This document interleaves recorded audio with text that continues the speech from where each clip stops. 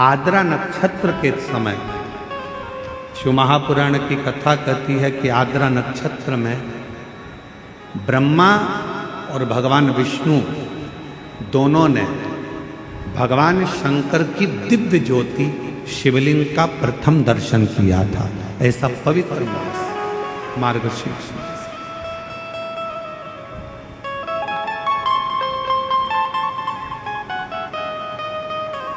पूरे ब्रह्मांड में सबसे पहला शिवलिंग का दर्शन अगर किसी ने करा तो भगवान ब्रह्मा और भगवान विष्णु।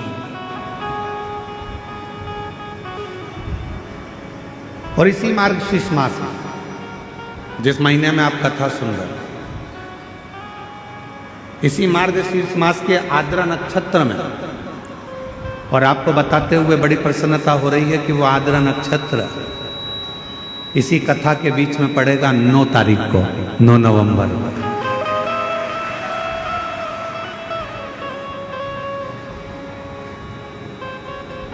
अब लगता है ना कि कवर्धा वालों ने कोई ना कोई ऐसा पुण्य जरूर करा है कि भगवान शंकर की कृपा तो हो रही है, साथ में ब्रह्मा की और नारायण की कृपा भी इन पर हो रही है, जो आद्रा नक्षत्र के समय पर ये पवित्र कथा को श्रवण कर।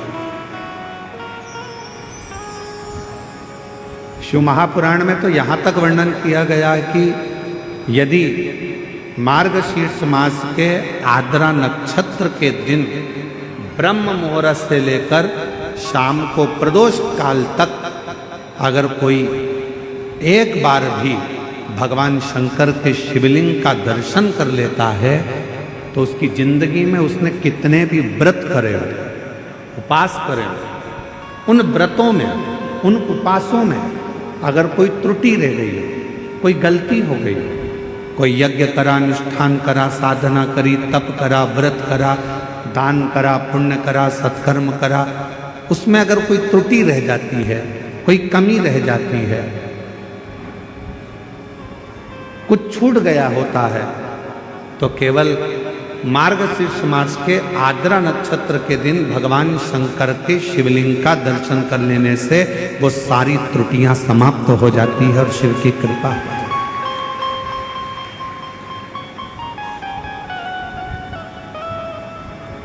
अब कितनी बड़ी कृपा है भगवान शंकर जी की कि ये 5 दिन की जो कथा है 6 तारीख से 10 तारीख तक जो हो रही है 5 दिन की कथा, उसमें बीच में 9 तारीख पड़ रही है, और उस 9 तारीख को मेरे शंकर भगवान की प्रथम ज्योति का दर्शन हुआ, शिवलिंग का दर्शन हुआ आद्रा नक्षत्र के दिन भगवान शिव।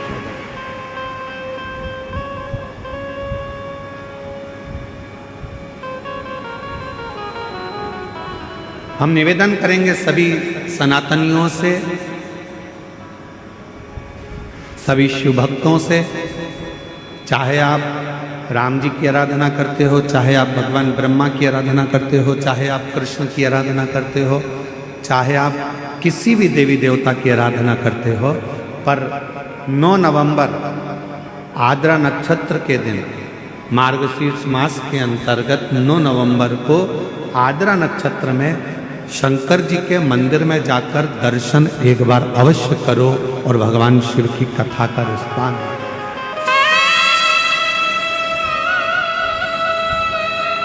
अवश्य।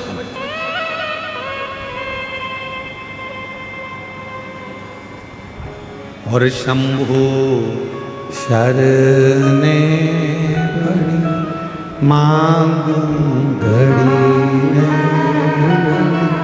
दुख काटो दया कर दर्शन। शिव की आराधना का सुख कहीं ना कहीं भगवान ऐसी कृपा करता है, शिव ऐसी करुणा करते हैं, भगवान शंकर ऐसी दया करते हैं, ऐसी कृपा कर देते हैं कि आपको शिव अपनी ओर खींच लेते हैं।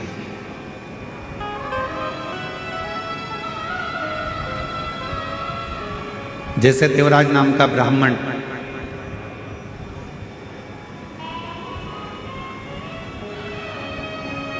ब्राह्मण कुल में जन्म ले लिया पर ब्राह्मण कर्म नहीं कर पाया।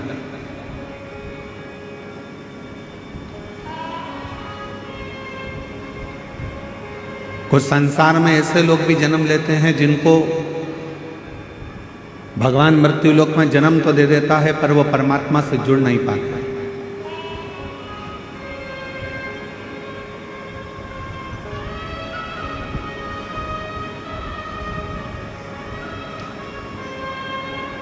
और संसार में कुछ लोग ऐसे भी जन्म लेते हैं जो सनातन धर्म में जन्म लेकर, हिंदू धर्म में जन्म लेकर भी हिंदू धर्म पर, सनातन धर्म पर उंगलियां उठाते रहे।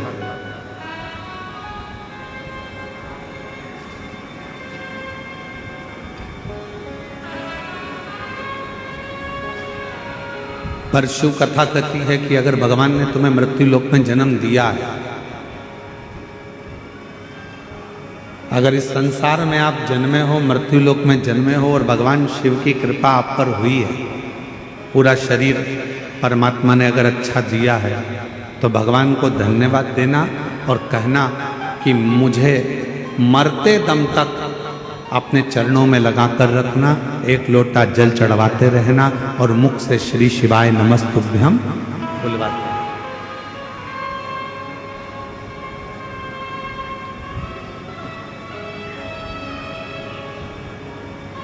यदि संसार में जन्म मिला है तो इस मृत्यु लोक में जन्म लेने के बाद इस मानव शरीर को जो आपने दिया है, वो मानव शरीर को हम व्यर्थ क्यों गवाएं?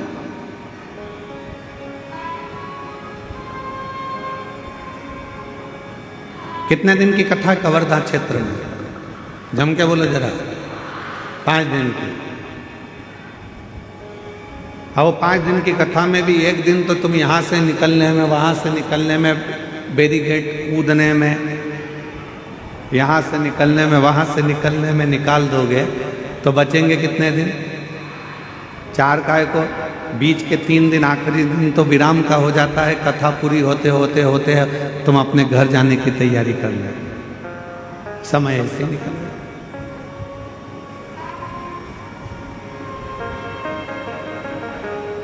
शिव कथा कह रही है, अगर पड़ोसन भी यदि आपसे बात करना चाहती है तो थोड़ा सा उसको कोनी मार कर कहना, तेरे हाथ जोड़ती हूँ, शांति से बैठ जाए, अभी मुझे कथा सुन लेना।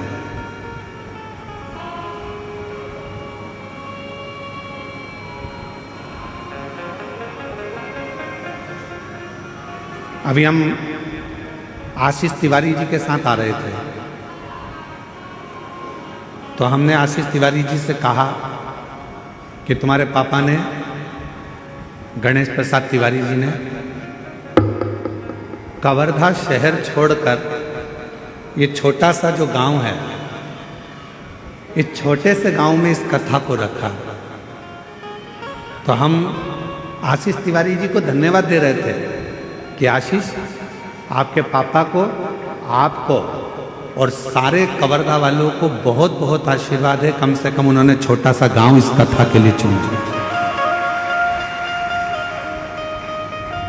बड़े बड़े शहर के लोग, बड़ी बड़ी जगह के लोग साधन से, गाड़ी से, मोटर से, ट्रेन से, फ्लाइट से कथाओं में पहुंच जाते हैं, पर छोटे छोटे गांव के लोग इस पवित्र शिव महापुराण की कथा को सुनने के लिए तरसते रहते हैं। तो कम से कम आज यदि यजमान परिवार ने इस पवित्र कथा को, यदि कवर्धा वासियों ने इस कथा को यदि छोटे से गांव में रखा, तो इस गांव की भी उन्नति और साथ में गांव में रहने वाले सभी, मेरी जीजियाँ, मेरे जीजा, मेरी बेटियाँ, बेटा, सब इस कथा को श्रवण कर कर अपने जीवन को धन्य बना लें, सार्थक। बोल बम का नारा है, दोनों हाथ उठाकर हर हर महादेव। भगवान शिव की जो अविरल भक्ति है, शिव की जो उपासना, शिव की जो साधना, वो यही दर्शाता है।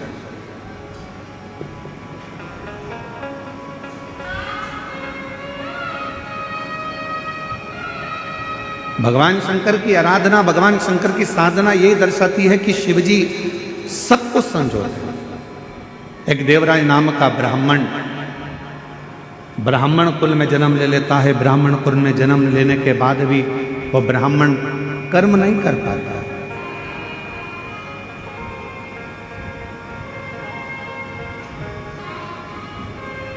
ब्राह्मण कर्म से वो वंचित है।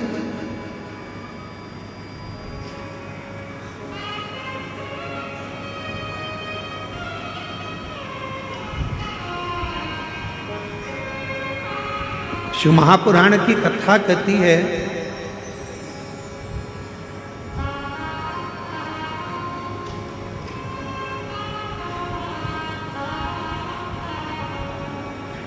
अगर मनुष्य की देह मिले तो 3 चीजों से बचना। पहले नंबर पर है कर्ज, दूसरे नंबर पर है क्लेश और तीसरे नंबर पर है कलंक।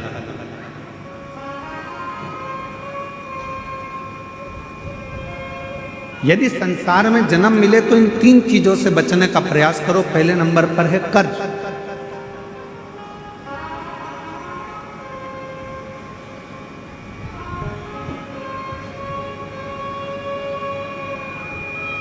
थोड़ा सा भी कर्ज हमारे जीवन में अगर हो जाता है, थोड़ा सा कर्जा आ जाता है तो वो कर्जा बढ़ते बढ़ते बढ़ते बढ़ते एक दिन हमारी जमीन को, हमारी जायदाद को, हमारे मकान को भी बर्बाद कर देता है।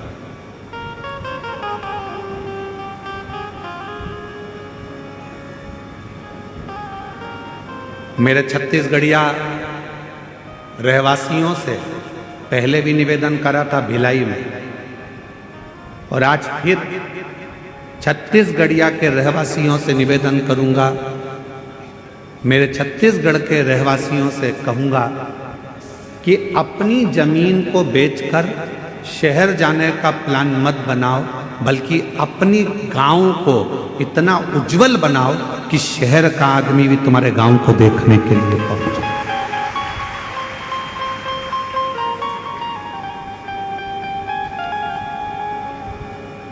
एक सच्चा छत्तीसगढ़िया, हम अपनी भाषा में कहते हैं जय जोहार। छत्तीसगढ़िया सब लोग, मतलब एक सच्चा छत्तीसगढ़िया वो होता है जो जहां रह रहा है, जिस भूमि पर रह रहा है, उस भूमि को, उस घर को, उस गांव को इतना उज्जवल बना ले, इतना प्रगतिशील बना ले कि फिर उसको देखने के लिए दुनिया के लोग, दुनिया के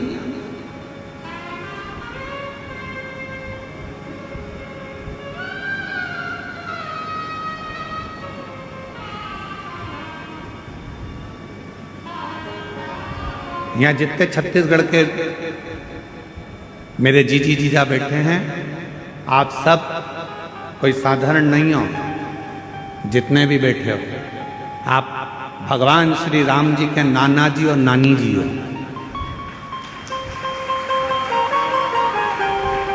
छत्तीसगढ़ वालों को ये गौरव होना चाहिए कि हम कौशल प्रदेश के हैं, माँ कौशल्या जी के गांव के हैं, और भगवान राम जी हमारे भांजे हैं।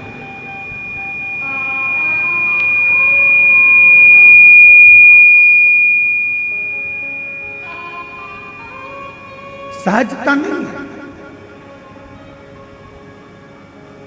शिव भक्त को शिव महापुराण की कथा कर रही है, संसार के रहवासियों को 3 चीजों से बचना चाहिए। पहले नंबर पर है कर्जा, दूसरे नंबर पर है क्लेश, तीसरे नंबर पर है कलंक। ये 3 चीजें जब व्यक्ति के जीवन में अगर हो जाती है तो पूरा जीवन बर्बाद हो जाता है, पूरा। पहला बच्चों कर्ज से। 10 रुपए भी किसी का अगर कर्जा है तो वह हमको एक ना एक दिन डुबो देगा, इसलिए कर्जे से बचने का प्रयास करो। आज हो क्या रहा है, लाओ हम तुम्हें कर्जा दे देंगे। बड़ी बड़ी कंपनियां खुली हैं, बड़े बड़े बैंक खुले हुए हैं, जो दिन रात मोटरसाइकिल पे अपने अपने फ्लेक्स लगाकर दिन रात कहते हैं लो एक दिन में हम लोन देते हैं, गाड़ी पर लोन ले लो, मकान पर लोन ले लो, जमीन पर लोन ले लो, लोन ले लो, लोन ले लो, पैसा ले लो, पैसा ले लो। आज क्यों देने को तैयार बैठे? वो चाहते हैं कि आप थोड़ा सा लोन लोगे, धीरे धीरे वो चुका नहीं पाओगे तो एक दिन तुम्हारी जमीन भी चली जाएगी, मकान भी चले जाएगा, और मालूम पड़ा एक दिन जो रखा हुआ धन है वो पूरा बर्बाद हो जाएगा। समझ की जरूरत है। लोन देने वाली कंपनियां बढ़ गई, लोन लेने वाले बढ़ गए, पर अब समझ की जरूरत है कि हमको ना कर्ज लेना है, ना हमको क्लेश में रहना है, और ना हमको कलंक में रहना है। हमें तो शंकर भगवान की अविरल भक्ति में रहना है, शिव की। कर्ज से थोड़ा सा बचना, थोड़ा सा। और जब यह मानव देह कर्ज से बच जाए तो इसको क्लेश से बचाने का प्रयास करो कि परिवार में रह रहे हो, गांव में रह रहे हो, नाते रिश्तों में रह रहे हो, कुटुंब कबीले में रह रहे हो, कोई क्लेश नहीं होना चाहिए। आपस में थोड़ा साझा बनाकर, थोड़ा सा।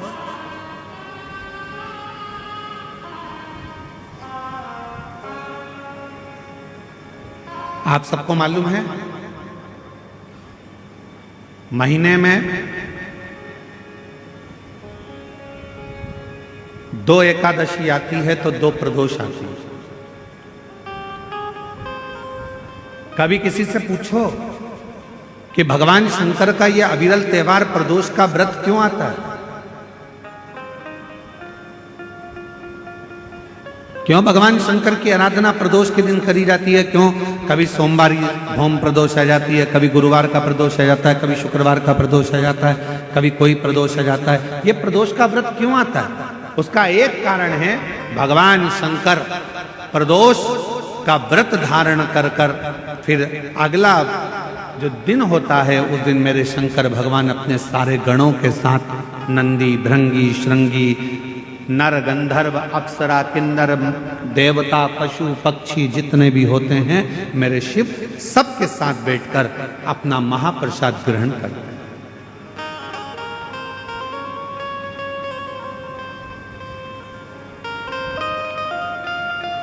साथ बैठने पर हमारा क्लेश समाप्त होगा। आज के जमाने में 4 भाइयों का परिवार, एक इधर जा रहा है, एक उधर जा रहा है, देवरानी, जेठानी, ननंद सब अलग अलग क्षेत्र में जा रही, कोई सुनने को तैयार नहीं। तो शिव महापुराण की कथा कहती है एक कर्ज से बच जाओ, दूसरा क्लेश से बचो। हफ्ते में, महीने में एक दिन ऐसा बनाओ जिस दिन मेरे घर के पूरा परिवार एक जगह पर एकत्रित हो, भोजन करें, साथ बैठे, साथ बैठकर अपने परिवार की चर्चा। हम ये भी नहीं कहेंगे कि तुम किसी परमात्मा की आराधना करो कि साधना की आराधना, आप तो साथ बैठो, अपना मनन चिंतन करो कि हमें अपने घर को कैसे संवारना है, हमें अपने परिवार को कैसे संवारना है, हमें अपने बच्चों को उच्च शिक्षा कैसे देना है, हमें अच्छी चिकित्सा कैसे देना है।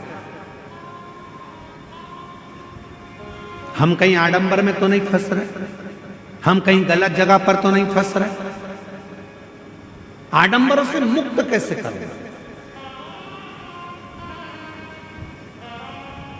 आज थोड़ी सी बीमारी आती है और लोग भटकना चालू कर देते हैं, यहां जा रहे हैं, वहां जा रहे हैं, तबीयत खराब हो गई तो यहां जाओ, वहां जाओ। हमने जब से शिव महापुराण की कथा बाची है एक बात हमेशा कही है कि सबसे पहले अगर शरीर में कष्ट है तो अपने गांव के प्राथमिक चिकित्सा केंद्र में जाओ, उसके बाद फिर शहर के हॉस्पिटल में जाओ, फिर शहर के हॉस्पिटल से जिले के हॉस्पिटल में जाओ, फिर जिले के हॉस्पिटल से फिर कोई बड़ी सिटी के कोई हॉस्पिटल में जाओ। कहीं भटको ना, जरूरी है। बड़े हॉस्पिटल में कब जाना? जब पहले छोटे हॉस्पिटल में जाना। बड़ा हॉस्पिटल वाला क्या करेगा? तुम्हारे पहले की हॉस्पिटल की फाइल दिखाओ, साहब ये हमने हमारे गांव के हॉस्पिटल में दिखाया था, साहब ये हमारे कवर्धा में दिखाया था, साहब हम फिर बिलासपुर पहुंचे, साहब अब हम रायपुर आए हैं, ये देखो हमने ये जांचें कराई है। छोटे हॉस्पिटल से बड़े हॉस्पिटल तक जाओ, पर आजकल व्यक्ति क्या करता है, डायरेक्ट बड़े में जाने की सोचता है। उसी तरह जैसे गांव के लोग इकट्ठे हुए और कहाँ जा रहे हो साहब, तो कहा हम अमरनाथ जा रहे हैं। कहाँ जा रहे हो साहब, हम केदारनाथ जा रहे हैं। तो हम उनसे पूछे भैया तुम अमरनाथ जा रहे हो, बड़े हॉस्पिटल में जा रहे हो, तुम केदारनाथ जा रहे हो, बड़े हॉस्पिटल में जा रहे हो, पर ये तो बताओ कि प्राथमिक चिकित्सा केंद्र पहुंचे कि नहीं पहुंचे। पहले अपने गांव में जो शंकर जी का मंदिर है उसमें जाना चालू करा कि नहीं करा, पहले शिव जी के मंदिर में जाना चालू करा कि नहीं करा। आज का व्यक्ति अमरनाथ जाना चाहता है, आज का व्यक्ति केदारनाथ जाना चाहता है, पर आज का व्यक्ति अपने घर के पास में जो शंकर जी का मंदिर है वहां जाना नहीं चाहता। लोग देखेंगे, हंसेंगे, ताना कसेंगे, कोई कुछ कहेगा, कोई कुछ कहेगा। पहले चिकित्सा केंद्र, प्राथमिक चिकित्सा केंद्र जाइए, पास के मंदिर जाइए।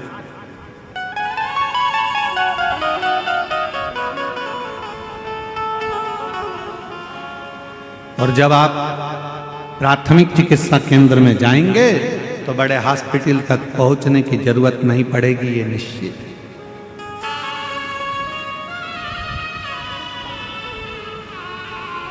बट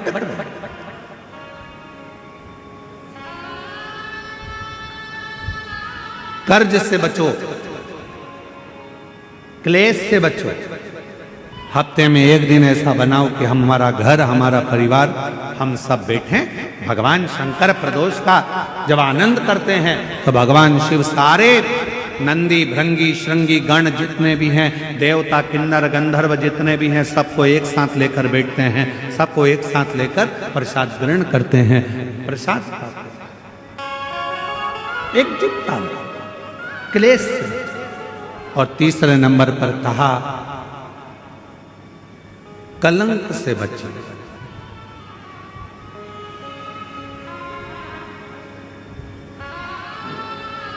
हमारे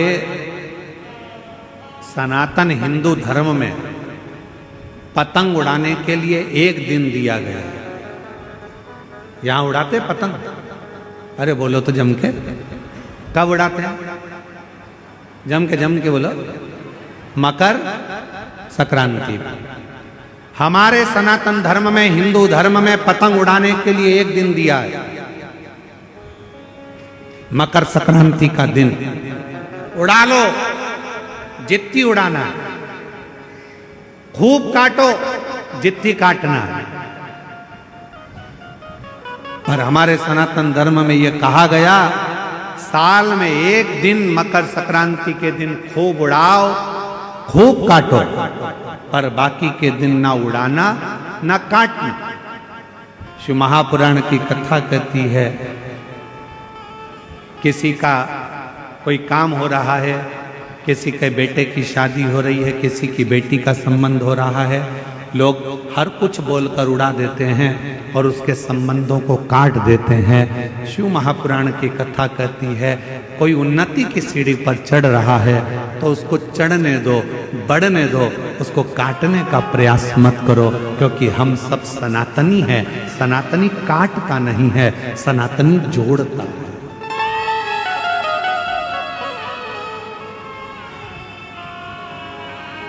सनातनी कभी काटने का काम नहीं करेगा, सनातनी जोड़ने का काम करेगा। वो जोड़ता। इसलिए वर्ष में एक दिन दे दिया गया मकर संक्रांति का दिन कि खूब उड़ाओ, खूब काटो। तुम्हें जितनी पतंग उड़ाना है उतना उड़ाओ, जितनी तुम्हें काटना काटो। पर बाकी के दिन किसी का संबंध हो रहा है, बेटे की शादी हो रही है, बेटी का संबंध हो रहा है, कोई पढ़ने के लिए जा रहा है, एजुकेशन करने के लिए जा रहा है, कोई नौकरी करने के लिए जा रहा है, हम काटते जाते हैं। तेरे बस का नहीं है, तुझसे नहीं बनेगा, तू इंजीनियरिंग नहीं कर पाएगा, तू डॉक्टर नहीं बन पाएगा, तू ये नहीं कर पाएगा, तू वो नहीं कर पाएगा।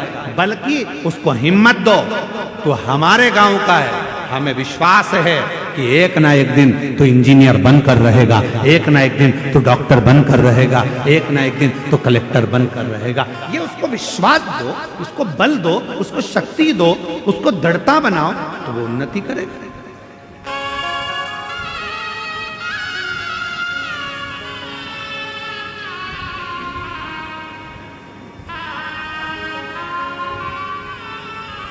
अब हम क्या कर रहे हैं, अपने तो अपनों को जोड़ ही नहीं पा रहे, उसको काटने में लगे। तेरे बस का नहीं है तो कुछ नहीं कर सकता। शिव महापुराण की कथा में देवराज नाम के ब्राह्मण का चरित्र आता है कि देवराज नाम का ब्राह्मण कुल में जन्म लिया। जो मिला उसको उसने कहा तेरे जैसा पापी नरक में गिरेगा, तू ऐसा करेगा तू नरक जाएगा, तुझे कीड़े पड़ेंगे, तुझे शरीर ऐसा हो जाएगा, क्योंकि तू कभी भगवान के मंदिर नहीं गया, कभी शिवालय नहीं गया, कभी देवालय नहीं गया, तूने कभी भगवत भजन नहीं करा, कभी स्मरण नहीं करा। देवराज चोरी में लिप्त रहता, वेश्यावृत्ति में लिप्त रहता। उस देवराज नाम के ब्राह्मण ने कभी कोई अच्छा कर्म नहीं करा, बेकार कर्म में वो लिप्त रहा, बेकार। अब जरा विचार करिए,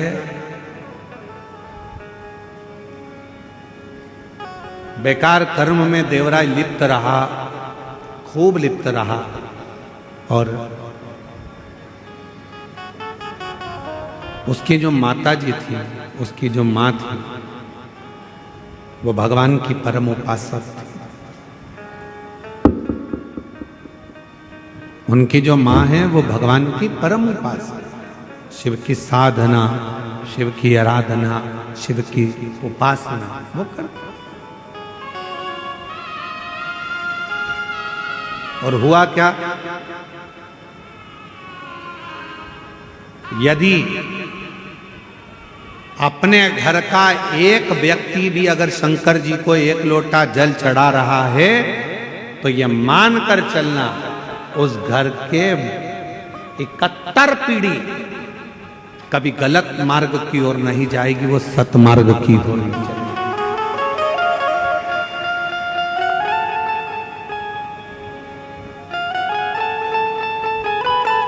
सतमार्ग की ओर जाएगी।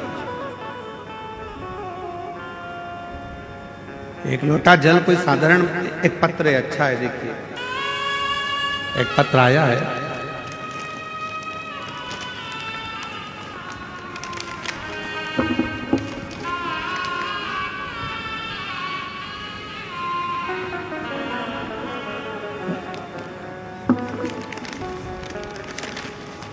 एलईडी पर और आस्था चैनल पर यह पत्र चलेगा। आप लोग एलईडी पर भी पढ़ सकते हैं और आस्था चैनल पर भी इस पत्र को पढ़ सकते हैं।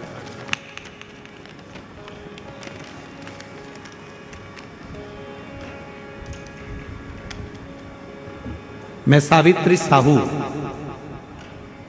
ग्राम गेंदपुर, जिला कबीरधाम, छत्तीसगढ़ से आई है। कहीं बैठी हो तो हाथ हिला सकती हैं, अगर कहीं बैठी हो तो हाथ हिला सकती हैं। मैं सावित्री साहू, ग्राम गेंदपुर, जिला कबीरधाम, छत्तीसगढ़ की रहवासी हूँ। कहीं बैठी हैं? अच्छा, आपकी आ जाइए, एक बेलपत्र लेकर जाइए, आ जाओ। गुरुदेव, बाबा की महिमा का मैं क्या गुणगान करूं? भगवान भोलेनाथ तो करुणा सागर है। मई 2025 में मेरी तबीयत अचानक से बहुत ज़्यादा खराब हो गया। पहले गले के अंदर दर्द चालू हुआ, फिर उसके बाद गले में फोड़े होने लगे।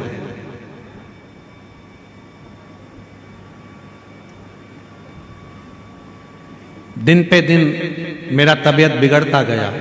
तब मैं अस्पताल गई। इलाज के दौरान डॉक्टर ने बताया कि आपके गले में कैंसर हो गया।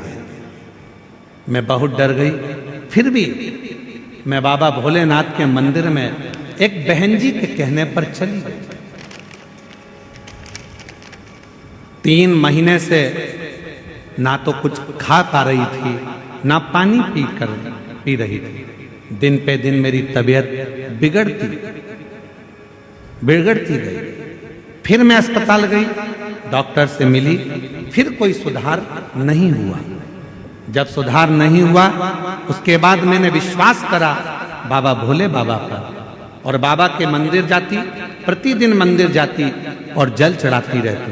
उसके बाद मैं तीसरे बार फिर अस्पताल गई, डॉक्टर को मिली, फिर चेकअप करवाया, तब चेकअप कराने पर मालूम पड़ा कि मेरी रिपोर्ट पूरी नॉर्मल आ गई है, नॉर्मल बताया। डॉक्टर तो हैरान रह गए, क्योंकि डॉक्टरों ने ऑपरेशन के लिए मना कर दिया था। उसके बाद 3 महीने बाद फिर से गले में दर्द चालू हो गया। फिर मैं डर गई, लेकिन मैं अस्पताल के लिए फिर पहुंच गई और हॉस्पिटल में जाकर मैंने फिर जांच कराई। जांच कराने पर पता चला कि मेरा जो कैंसर की बीमारी थी वो भी पूर्ण तरह से समाप्त हो गई। मैं बाबा को धन्यवाद देने के लिए आई हूँ, शिव को नमन करने के लिए आई हूँ। मेरा नाम सावित्री साहू, ग्राम गेंदपुर, जिला कबीरधाम, छत्तीसगढ़ से आई। एक लाइन अच्छी लिखी है, आप और हम गुनगुनाते हैं। हम तो बाबा के भरोसे चलते हैं, हम तो बाबा के भरोसे चलते हैं। ये दुनिया वाले जलते, ये दुनिया वाले जलते, हम तो बाबा के भरोसे चलते हैं, हम तो बाबा के भरोसे चलते हैं।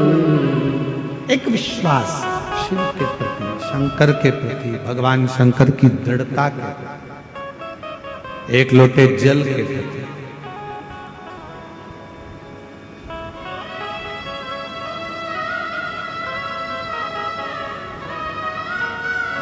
करो विश्वास। शंकर भगवान पर चढ़ा हुआ जल पियो, पर उससे पहले अपने नजदीक के हॉस्पिटल में जाकर जांच भी कराते रहो, इलाज भी कराते रहो।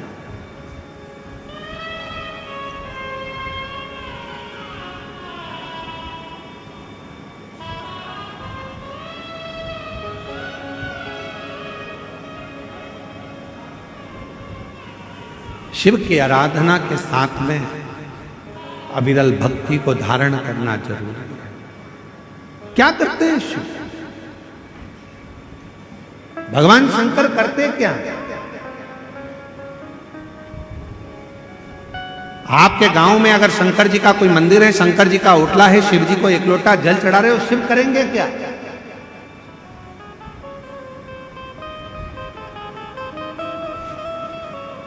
क्या करेंगे भगवान शंकर?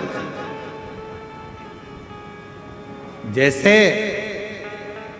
आप अपने पल्लू में रुपये को बांध कर रखते हो, पैसे को बांध कर रखते हो, वो पैसा जब जरूरत पड़ती है तब पल्लू को खोला, पैसा निकाला, पर्स को खोला, पैसा निकाला, काम लिया, दिया, वापिस बांध लिया। उसी तरह शिव जी को एक लोटा जल चढ़ाते रहो। शंकर जी के मंदिर में अगर एक लोटा जल, शिवलिंग पर एक लोटा जल चढ़ाते रहोगे तो वो जल चढ़ा हुआ तुम्हारा पुण्य एक न एक दिन जब तुम्हारी दुख की घड़ी आएगी तब देव अधिदेव महादेव पर चढ़ा हुआ जल वहां काम आ जाएगा, उस स्थान पर काम।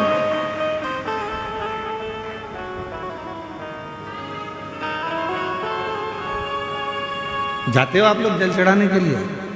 कितने लोग जाते हैं? जरा हाथ उठाओ जरा। शिव जी पे एक लोटा जल। वाह वाह, बहुत बढ़िया, जोरदार। आप सभी को प्रणाम करता हूँ, नमन करता हूँ जो आप भगवान देवाधिदेव महादेव को एक लोटा जल चढ़ा रहे हो और अपने दुख को मिटा रहे हो। साधुता है यार।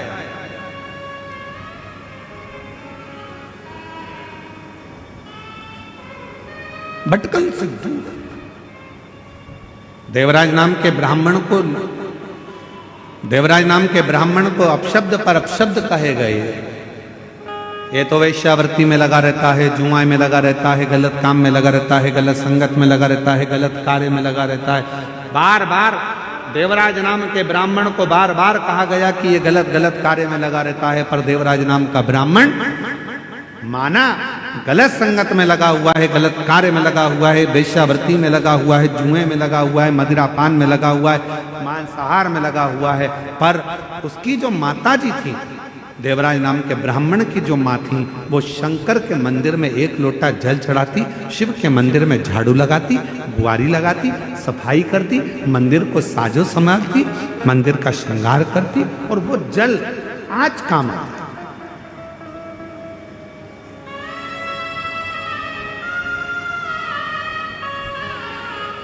शिवजी पे चढ़ा हुआ जल, उसकी माता ने जो जल चढ़ाया वो आज काम आया।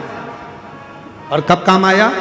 जब देवराज नाम का ब्राह्मण शरीर में ताप पड़ने लगा, बुखार आने लगा, शरीर को ठंड लगने लगी, शरीर में बुखार पड़ गया, तब वो देवराज नाम का ब्राह्मण चोरी का धन लेकर आ रहा था, और वो चोरी के धन को लेकर शंकर के टूटे हुआ एक शिवालय था, मंदिर था, भगवान शंकर के उस मंदिर में वो प्रवेश कर गया।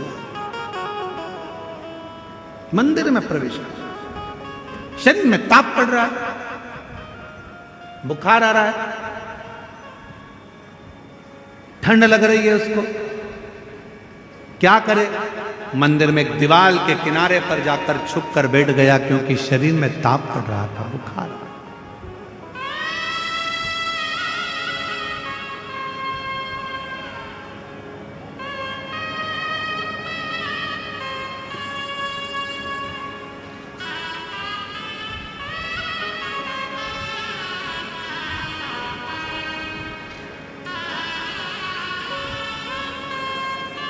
किनको प्रॉब्लम?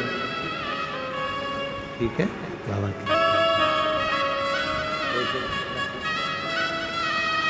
एक बार जोरदार ताली बजाओ।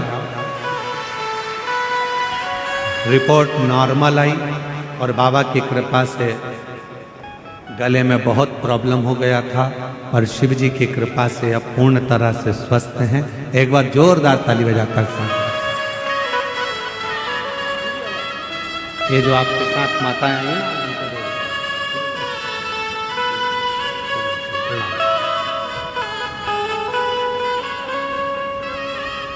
और तेरी कृपा का आता है, आप लोगों को आता है? जरा बोलो जरा, तेरी कृपा का।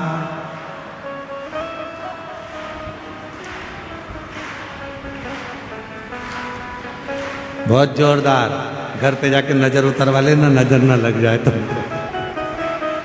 तेरी कृपा का क्या है भरोसा, कब किस पर हो गया, जरा सी हम पर कर दो, जरा सी हम पर कर दो। जिस पर भी हो गई तेरी कृपा करुणा, वो भव पार हुआ, भव पार हुआ। जिस पर भी हो गई तेरी कृपा करुणा, वो भव पार हुआ, भव पार हुआ। पापी हो चाहे जितना, उसका भी बाबा उद्धार हुआ, उद्धार हुआ। गिद्ध अजामिल गणिका जैसे, गिद्ध अजामिल गणिका जैसे, तेरे मन को भाई जरा से हम पर कर दो, जरा से हम पर कर दो। तेरी कृपा का क्या है भरोसा, कब किस पर हो जाए, जरा सी हम पर कर दो, जरा सी हम पर। ये उसकी कृपा, उसकी उदारता, उसकी करुणा। और अभी कथा प्रारंभ करी जब आपको कहा कि कवर्धा वालों के, कवर्धा के आसपास के जितने ग्रामीण हैं, जितने गांव बसे हुए हैं, उनका पुण्य। गणेश प्रसाद तिवारी जी, आपकी 71 पीढ़ी का पुण्य एकाग्रित हुआ है। तब मार्गशीर्ष मास के आद्रा नक्षत्र के समय पर यीशु महापुराण की कथा में, यह कोई साधारण समय नहीं है। और जरूरी नहीं है कि आप हमारी बात पर विश्वास करें, आप तो गीता प्रेस गोरखपुर की शिव महापुराण को लेकर आओ और एक बार उसको पढ़ो, और अगर हो सकेगा तो हम आज अपने YouTube चैनल पर या फेसबुक इंस्टाग्राम पर भी व्हाट्सएप पे भी डालेंगे कि मार्गशीर्ष मास का आद्रा नक्षत्र का कितना महत्व है। हम शिव महापुराण का उतना चैप्टर का फोटो खींचकर डालेंगे कि उसका महत्व कितना। कुछ मत करो, केवल उस दिन शंकर के मंदिर में जाकर दर्शन कर लो या शिव महापुराण की कथा को श्रवण कर लो। वो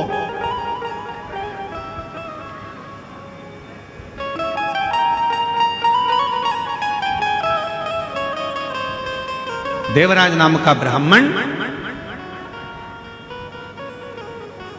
गलत संगत में पड़ने वाला, गलत विचारों को रखने वाला, गलत सोच करने वाला, गलत विचार रखने वाला, गलत कार्य करने वाला, चोरी कर कर वेश्या को धन देने वाला, वो देवराज नाम का ब्राह्मण शंकर के मंदिर में पहुंच गया। किस कारण से? कोई पूर्व का उसका पुण्य था, कोई पूर्व का उसका सत्कर्म था। किस कारण से वो शंकर के मंदिर में पहुंचा? शिव महापुराण की कथा कहती है, शंकर भगवान की कथा में, शिव महापुराण में और शंकर के मंदिर तक वही पहुंचता है जिसके संबंध भगवान शंकर से पुराने होते हैं, वो शिव के नजदीक तक पहुंचता, जिसके संबंध पुराने।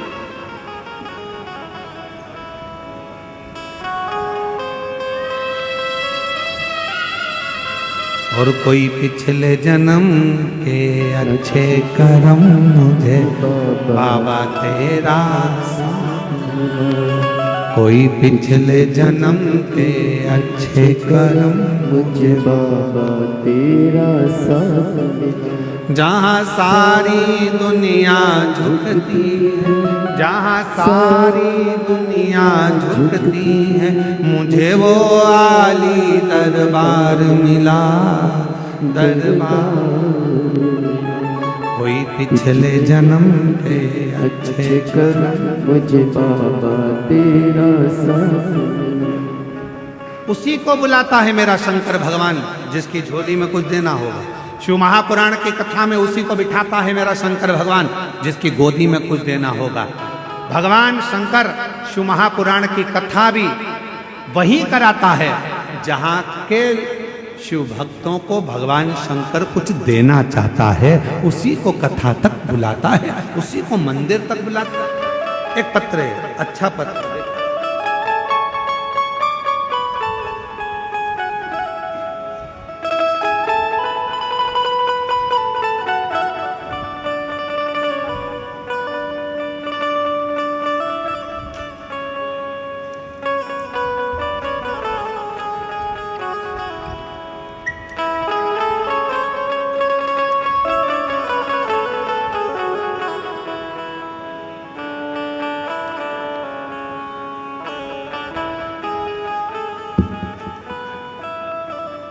मैं अश्वनी ठाकुर, पति अशोक सिंह ठाकुर, ठाकुर पारा, Maharana Pratap park, ward number 22, Kawardha, जिला कबीरधाम की निवासी हूँ। कहीं बैठी हो तो हाथ हिला सकती हैं, आप ही हैं। एक बार इससे हाथ हिला लिया, बच्चे को लिया। गुरुदेव, मैं बाबा की महिमा का क्या गुणगान करूं गुरुदेव। 10 साल हो गए थे मेरे घर में औलाद नहीं थी गुरुदेव। 10 साल हो गए पर मुझे संतान का सुख नहीं था। एलईडी पर पत्र चल रहा है? आप लोग पढ़ रहे हैं पत्र? अरे बोलो तो, दिख रहा है पत्र? दिख रहा है सबको? 10 साल हो गए पर मुझे संतान का सुख नहीं था। शादी के बाद 10 सालों तक संतान ना होना किसी भी महिला के लिए असहनीय होता है गुरुदेव। इन 10 सालों में मैंने कोई भी ऐसा डॉक्टर नहीं है जिसे ना देखा। डॉक्टरों ने जांचें बोली, टेस्ट बोला, हमने सब करवाया सब रिपोर्ट नॉर्मल था, सब सही है करके डॉक्टर बोलता, फिर भी गर्भ क्यों नहीं ठहरता, समझ नहीं आता। कोई भी कहीं किसी भी जगह पर जाने को बताता, हम वहीं चले जाते, पर फिर भी संतान का सुख नहीं मिला। एक दिन मेरे एक भौजी मेरे घर आई और बताया कि आस्था चैनल पर सियोर वाला महाराज जी शिव पुराण की कथा करते हैं, तुम उस कथा को टीवी पर चालू कर आसन लगाकर बैठकर सुनना, देखना, भोले बाबा तुम्हारी गोदी जरूर भरेगी। तब से मैंने मंदिर जाना प्रारंभ करा, शिव जी के 1 लोटा जल चढ़ाना प्रारंभ किया, आंकड़े की जड़ का प्रयोग बताया था वो करा, पशुपतिनाथ का व्रत भी किया, पर गर्भ ठहरा नहीं। फिर मन में आया कि गर्भ नहीं ठहरा, क्या करूं? तब मैंने फिर वापिस 3 बार सफेद आंकड़े की जड़ का प्रयोग, 3 बार मेरा पशुपति व्रत करा और बाबा की ऐसी कृपा हुई गुरुदेव, तब मैंने 26 जून 2024 को कथा के पंडाल में जाकर बैठकर कथा सुनी। वहां की मिट्टी को अपने पेट पर लगा लेती। सब कहते कि शिव महापुराण के कथा के पंडाल में बैठकर जो मांगा जाता है वो बाबा देता है। मैं 26 जून 2024 को बाबा की कथा सुन रही थी, घर पहुंची। घर पहुंचने के बाद पेट में थोड़ा तकलीफ हुई, डॉक्टर को दिखाया, मालूम पड़ा मेरा गर्भ ठहर गया। बाबा की कृपा से 10 फरवरी 2025 में शिव की कृपा से मेरे घर में पुत्र रत्न की प्राप्ति 10 साल के बाद हो गई। मैं बाबा को प्रणाम करने के लिए आई हूँ। मैं अश्वनी ठाकुर, पति अशोक सिंह ठाकुर, ठाकुर पारा, महाराणा प्रताप पार, वार्ड नंबर 22, कवर्धा, जिला कबीरधाम की निवासी हूँ। आजा।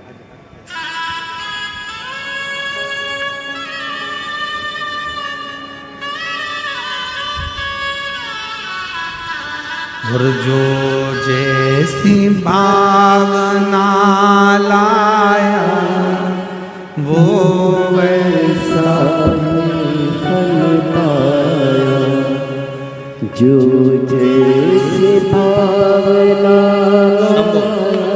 प्रणाम कर बाबा को, प्रणाम कर। फल पाया, नहीं खाली उसे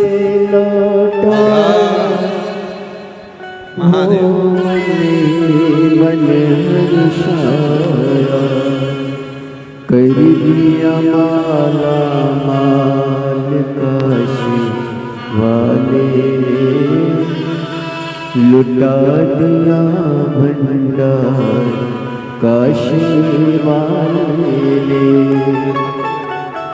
लुटा दिया भंडार। एक बार जोरदार ताली बजाओ, 10 साल के बाद हुआ।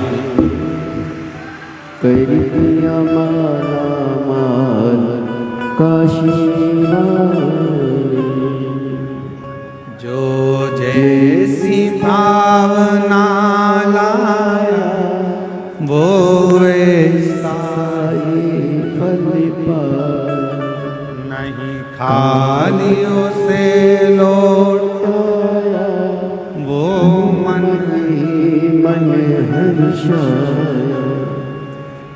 यदि बाबा ने आपको शिव महापुराण की कथा में बुलाया है, यदि बाबा ने आपको ये 5 दिवसीय कथा में बिठाया है, तो विश्वास मानना मेरा शंकर भगवान 3 महीने में तुम्हारी गोदी जरूर भरेगा।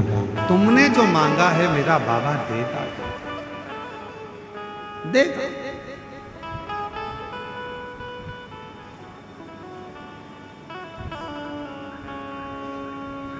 और बिना दिए रहता नहीं है।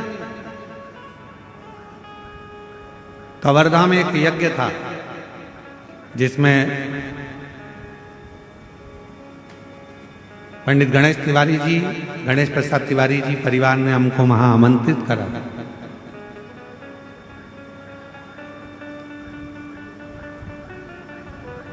जब हम जा रहे थे तो उनके सुपुत्र आशीष जी बोल रहे थे, गुरुजी ऐसा वर देकर जाइए आशीर्वाद देकर जाओ कि एक बार शिव महापुराण की कथा हमारे क्षेत्र में भी हो जाए। ऐसी कृपा। कहाँ बैठा है आशीष? कहाँ है आशीष तिवारी जी? कहाँ बैठे हैं? जरा खड़े होइए। कहाँ बैठे हैं? उधर हैं क्या? ठीक ठीक ठीक। कितना सुंदर भाव उनके अंदर आया। तो उन्होंने कहा कि गुरुजी बस ऐसा वर दे दो कि एक बार शिव महापुराण की कथा हमारे कवर्धा क्षेत्र के आसपास में कहीं पर भी बाबा की कृपा से हो जाए। हमको भी उम्मीद नहीं थी कि इस मार्गशीर्ष मास में वो भी आद्रा नक्षत्र के अंतर्गत ये कथा इस क्षेत्र में हो जाएगी और बाबा की कृपा हो जाएगी। हमको भी विश्वास नहीं था, पर जब हमारी कोई कामना होती है, हम पंडाल में बैठकर अगर कुछ मांगे, शिव से प्रार्थना करें, तो निश्चित है मेरा देव अधिदेव महादेव खाली नहीं छोड़ता, भंडार भरता जरूर है, कृपा करता कृपा करेगा, दया।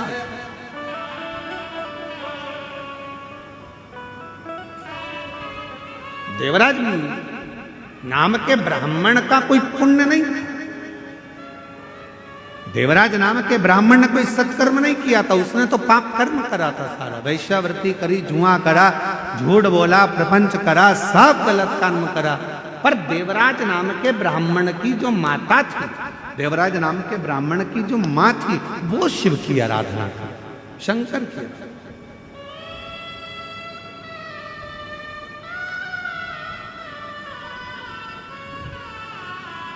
और उसकी माता का मन शिव में लगा रहता है।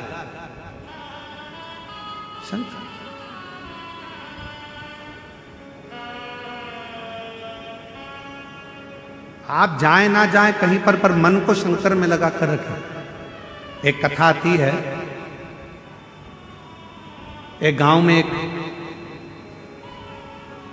एक बूढ़ा किसान रहता था, बूढ़ा व्यक्ति रहता था। उसके पास में गाय थी, गोमाता।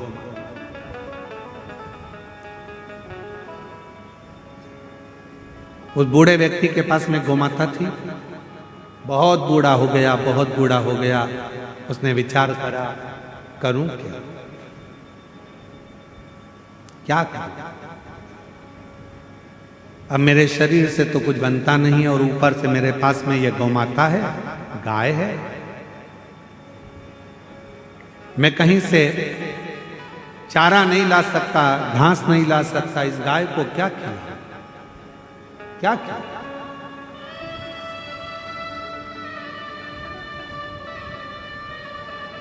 क्या करूं? अब उस बूढ़े व्यक्ति ने विचार करा कि मेरे पास में ना खिलाने की व्यवस्था है, ना मैं अब इस गौ माता को पानी दे सकता हूं, ना चारा दे सकता हूं, क्योंकि अब मेरे शरीर से बनता नहीं है।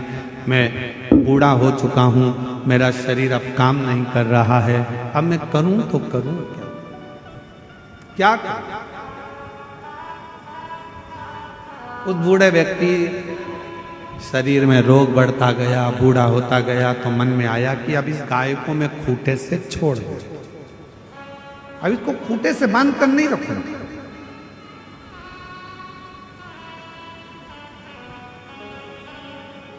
अब इस गाय को मैं खूंटे से छोड़ दूं। और उस बुजुर्ग व्यक्ति ने, बूढ़े व्यक्ति ने गाय को खूंटे से छोड़कर कहा, गोमाता, मैं आपके हाथ जोड़ता हूं गोमाता, अब मेरे से बनता नहीं है, मेरा शरीर काम नहीं करता, मुझसे बनता नहीं। ना तो मैं तुम्हारे लिए चारा ला सकता हूँ, खाने का व्यवस्था कर सकता हूँ, ना मैं तुम्हें पानी पिलाने बार बार ले जा सकता हूँ। इसलिए अब मैं गोमाता आपके हाथ जोड़ता हूँ गोमाता, आप इस खूंटे से मैं तुमको आजाद करता हूँ। तुम अब इस खूंटे को छोड़कर जंगल में चले जाओ। जंगल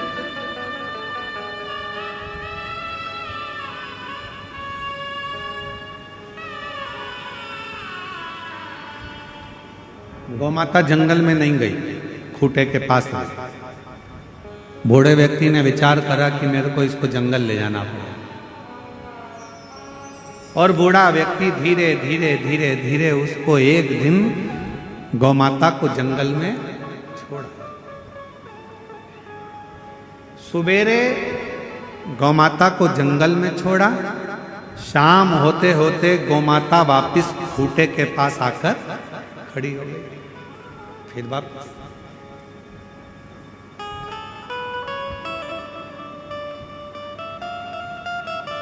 हाथ जोड़कर कहने लगा, मां तुम फिर आ गई। वो रोज भगाता, गाय रोज जाती, चरकर आती, पानी पीती और शाम को खूंटे के पास वापिस।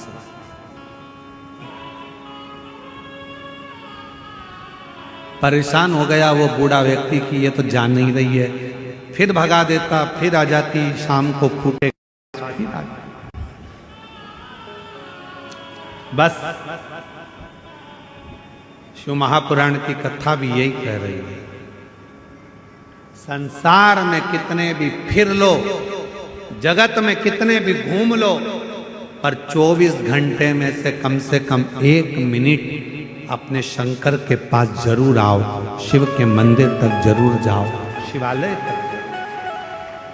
इस मन का शिव के पास अगर आना हो गया, जैसे गाय भोजन करती, पानी पीती, जंगल में रहती, चढ़ती, पर एक समय शाम के समय वो अपने खूंटे के पास आ जाती है तो वो गाय को तृप्ति हो जाती है।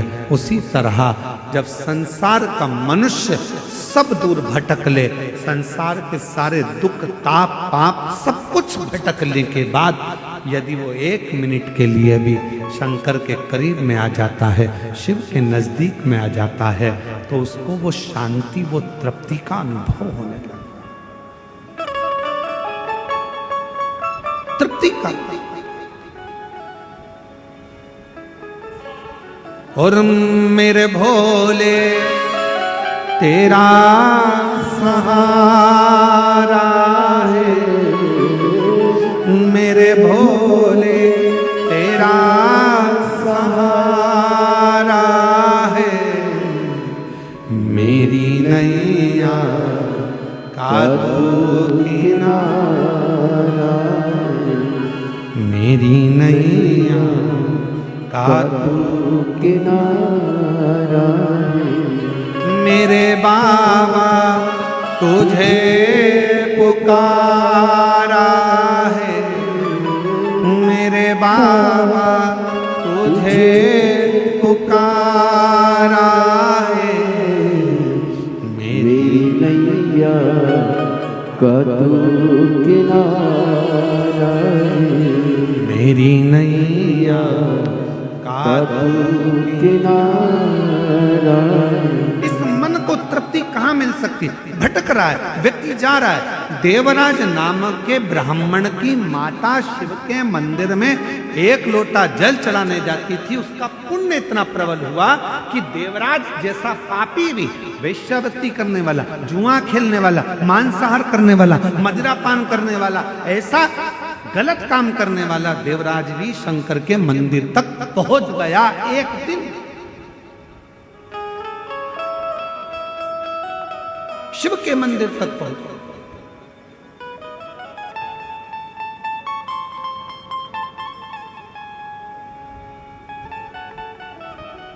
अच्छा, तुम्हारे गलत काम करने से दूसरे का भला हो रहा है कि बुरा हो रहा है?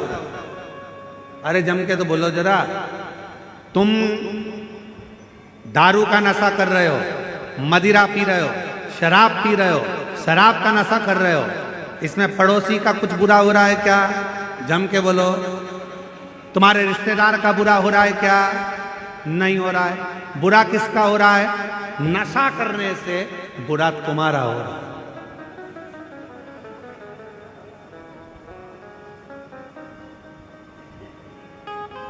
और छत्तीसगढ़ पुलिस तो हम हमेशा आए हैं और हमेशा हमने छत्तीसगढ़ पुलिस की यहाँ तारीफ करी है, हमेशा कहा है इस व्यासपीठ से कि छत्तीसगढ़ पुलिस नशा मुक्ति के लिए एक अभियान चलाती है और हमेशा चलाती रहेगी। चलाती और चलाती, उसका काम उसने अपनी ड्यूटी निभाते निभाते ये चाहते हैं कि गांव में रहने वाले, आज के समय में माँ बाप अपने बच्चों को पढ़ने के लिए बड़े बड़े शहर भेज रहे हैं, और देखा जाए तो शहरों में मदिरा की दुकान पर जितने तो बूढ़े नजर नहीं आ रहे, जितने बुजुर्ग नजर नहीं आ रहे, उतने पढ़ने वाले कॉलेज के बेटा बेटी नजर आ रहे, उतने कॉलेज के छोरे नजर आ रहे हैं, बेटे नजर आ रहे हैं। कहां जा रहा है?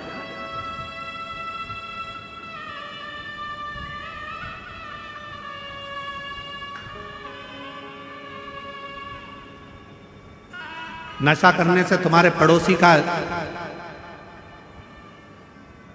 भला नहीं हो रहा है ना बुरा हो रहा है। नशा करने से तुम्हारे रिश्तेदार का ना भला हो रहा है ना बुरा हो रहा है।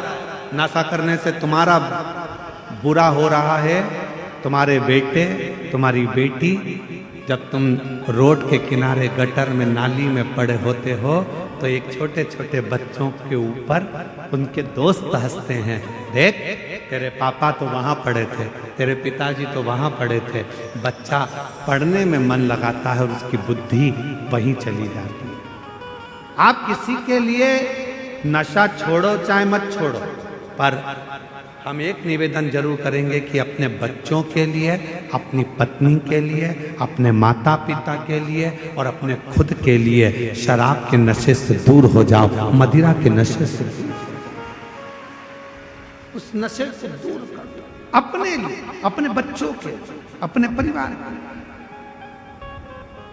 देवराज नाम के ब्राह्मण को उसकी माता ने समझाया, देवराज नाम के ब्राह्मण को उसके परिवार ने समझाया, देवराज नाम के ब्राह्मण को उसके परिवार, कुटुंब, रिश्ते, नाते सबने समझाया कि नशा मत कर, ये गलत काम मत कर, ये व्यसन मत कर, ये गलत चीज मत कर। बार बार समझाया, पर समझे तो ना,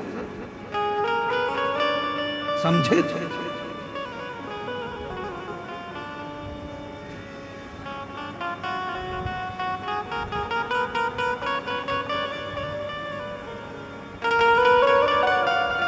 तब आखिरी में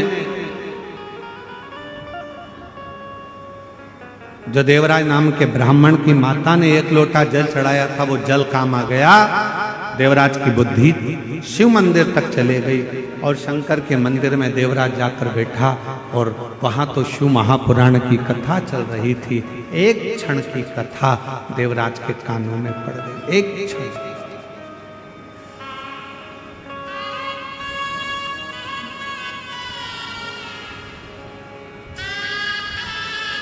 एक क्षण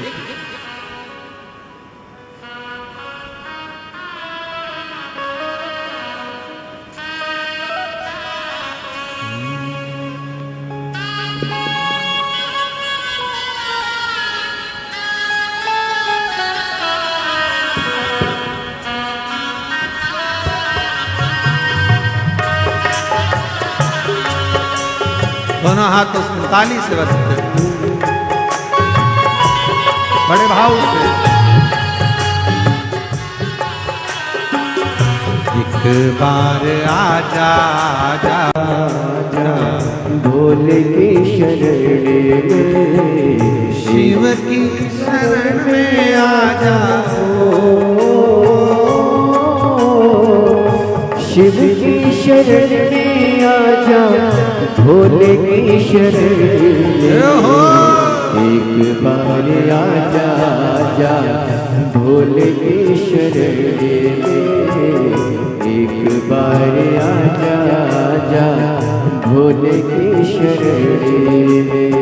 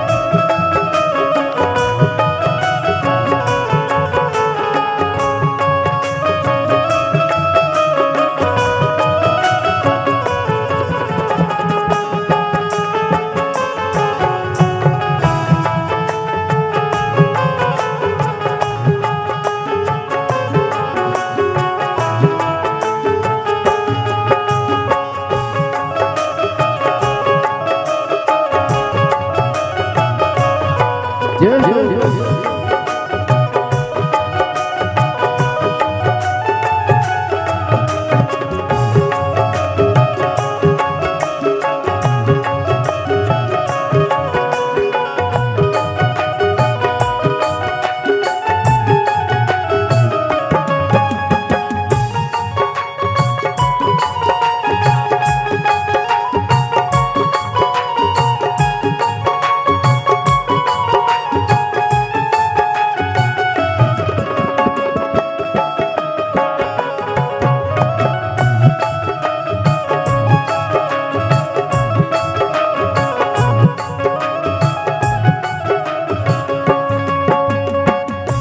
चंद्रमौली चंद्रशेखर भोले त्रिपुरारी है।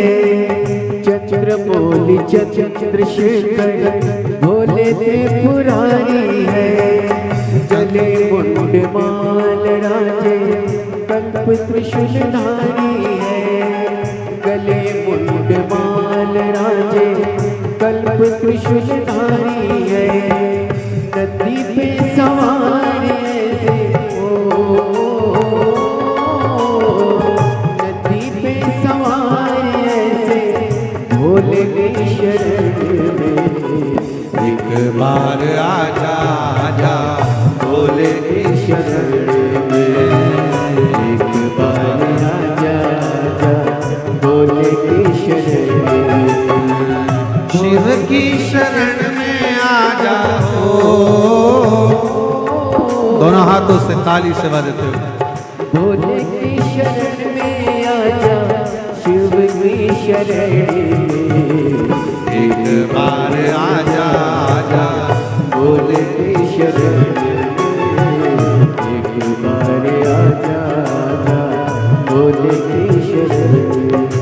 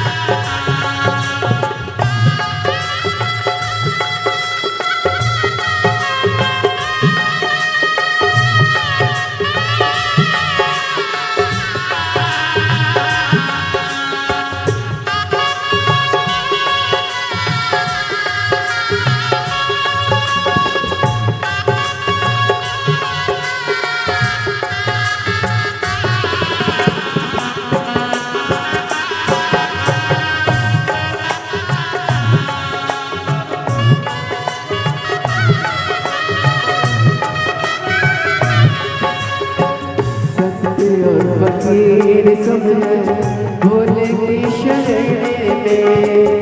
संत और फकीर सब है भोले की शरण में। गरीब और अमीर सब है भोले की शरण में।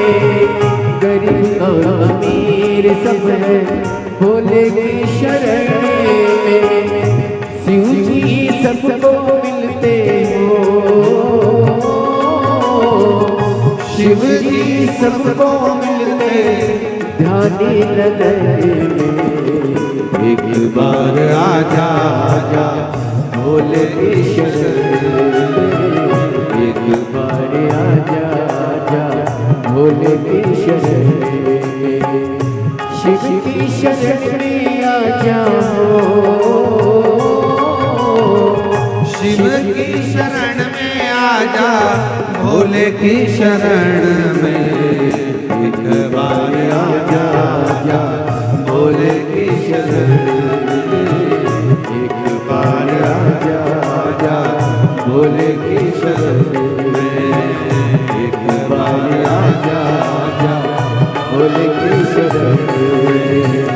एक बार आजा आजा भोले की शरण में।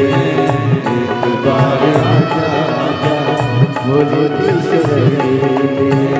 एक बार आजा आजा भोले की शरण में।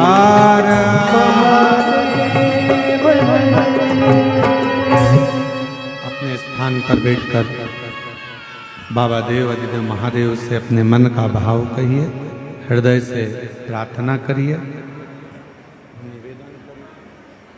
विनय करो, दिल से बाबा को अपने मन का भाव सुनाओ। जहां जगह मिले वहां बैठ जाओ, साथ में बोलना। हमारी आवाज आप तक, आपकी आवाज इस व्यासपीठ तक, आपकी और हमारी दोनों की आवाज देवाधिदेव महादेव तक पहुँचे, ये भाव रखते हुए दिल से बाबा को प्रार्थना करिए, विनय करिए, निवेदन करिए।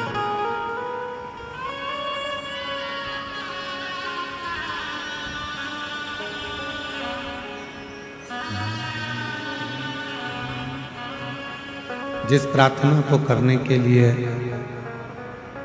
पूरा देश विदेश आस्था चैनल के सामने बैठ जाता है, जिस प्रार्थना को करने के लिए लोग मोबाइल के सम्मुख में बैठ जाते हैं, ऐसी प्रार्थना कवर्धा की इस ग्राम क्षेत्र में बड़े भाव से आप और हमको करने को मिल रही है। दिल से बाबा को प्रार्थना करो, विनय करो, निवेदन करो।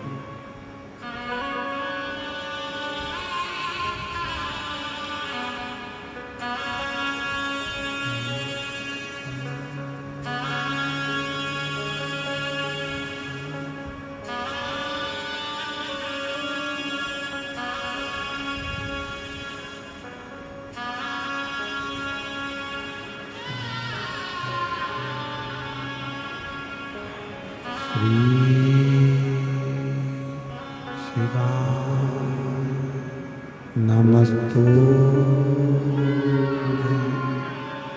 श्री शिवाय नमस्तु श्री शिवाय नमस्तु श्री शिवाय नमस्तु श्री शिवाय नमस्तु। भोला सब दुख काटो।